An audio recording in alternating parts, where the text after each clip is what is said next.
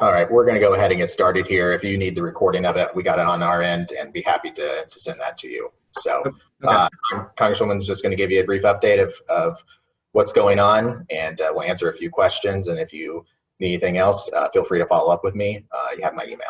So Congresswoman Mariannette. Well, thank you all very much for inquiring about our safety here at the Capitol. This is a sad day for all of us. We're trying to do the work and the business of the people and answer very important constitutional questions.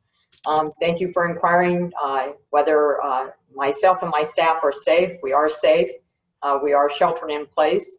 And, you know, our message to people would be that just like the social unrest over the summer, I'm strongly in support of the constitutional right to protest, and protesting should be peaceful. Correspondent Hallie, you know, should not be breaching buildings or storming the Capitol. It is, you know, very frightening. People need to be safe in their workplaces, and it's been a frightening thing for members, but people are remaining calm. The Capitol Police have done an outstanding job, and we would strongly encourage people to disperse and to peacefully protest in another part of the Capitol or the Capitol grounds.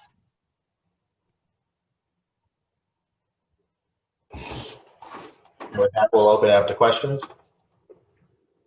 Congresswoman, this is Erin Moynihan with KCCI. Thank you so much for taking time.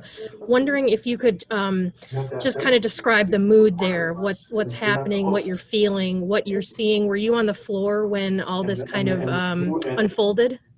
I was on the floor, and we were going through the debate on the objection to the electors from Arizona. You know, it was very noisy. There was a lot of chatter. And other than that, I'm not going to describe. I think there are events going on, as you see on other news channels, but certainly people are concerned. You know, that people are, you know, they're angry, they're frustrated, they're disappointed. All of that's understandable, as we saw social unrest over the summer. But there are proper ways to do that and proper ways to protest.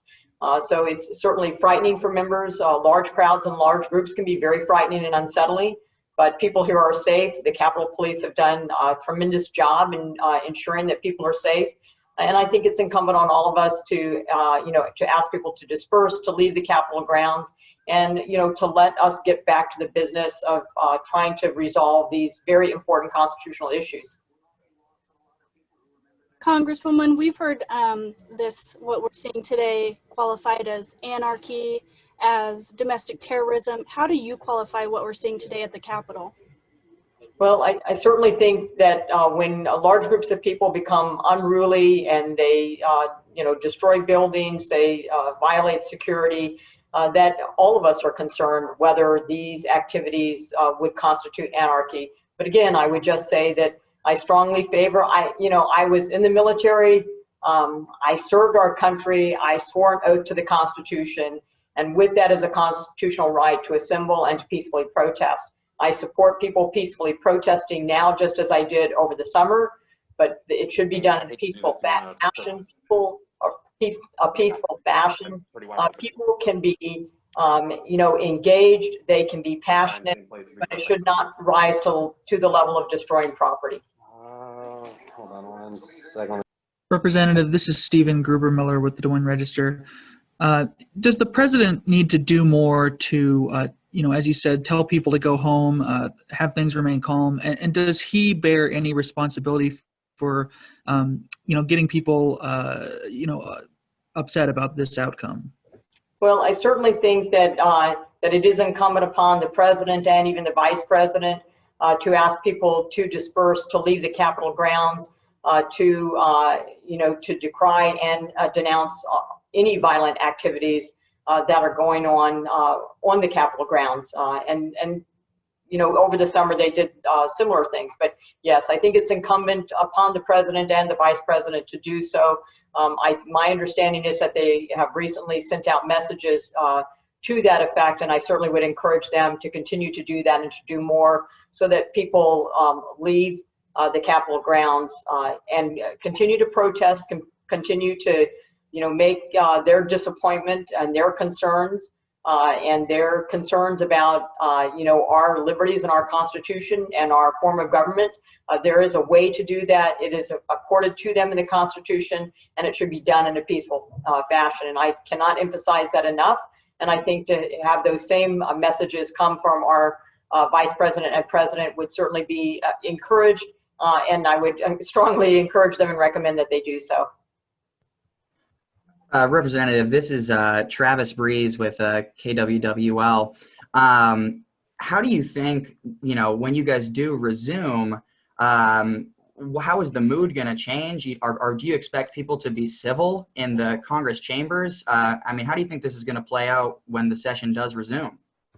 I think, this afternoon, when we began this afternoon, it was very civil on both sides, both parties. It was a very civil engagement. I think the mood is going to be very somber. I think many of us see this as a sad day in our democracy. So I think that the mood will be somber. But again, I would strongly encourage people to protest. I understand their frustration. I understand their anger, just as I did over the summer, but there are ways to do that. And it also protects those liberties of all of us going forward. This is a great country. We have a great republic and a great democracy, and we want to maintain that for not only 2021 and this year, but for generations to come. All right, we have time for one more question. Congresswoman Brian Taddock with This is Brian Taddock with KCRG. I was wondering, after everything unfolded, where did they take you? Have you personally reached out? I'm sorry, I lost you. Have I personally reached out to who? Hey, Austin, if he can't take it, we'd like the last question. Yeah, Zach, take the last question here. This is Zach Smith with the Iowa City Press-Citizen. The president said that he will, quote, never concede that the peaceful transfer of power is, quote, the country being destroyed. You've supported the president up until this point. Do you continue to support the president in this last chapter of his presidency? I think I issued a statement yesterday on to certify the electors on the basis of what I believe is constitutional principles, both in Article 1, Section 2, both in Amendment 12, both in the Electoral College Act of 1887. And I will continue to support that the electors should be certified, and that would install Vice President Joe Biden or President-elect Joe Biden as our president on January 20th. And again, would encourage both the president and the vice president to come out, condemn any violence, ask people to peacefully protest, and to disperse from the Capitol grounds so the business of the people can take place. All right, thank you guys for jumping on here. For those who jumped on late, I will just shoot me an email at austin.harris@mail.house.gov, and I will be happy to send you a recording of this presser. So thank you for jumping on. Have a great day. Thank you all. Thank you.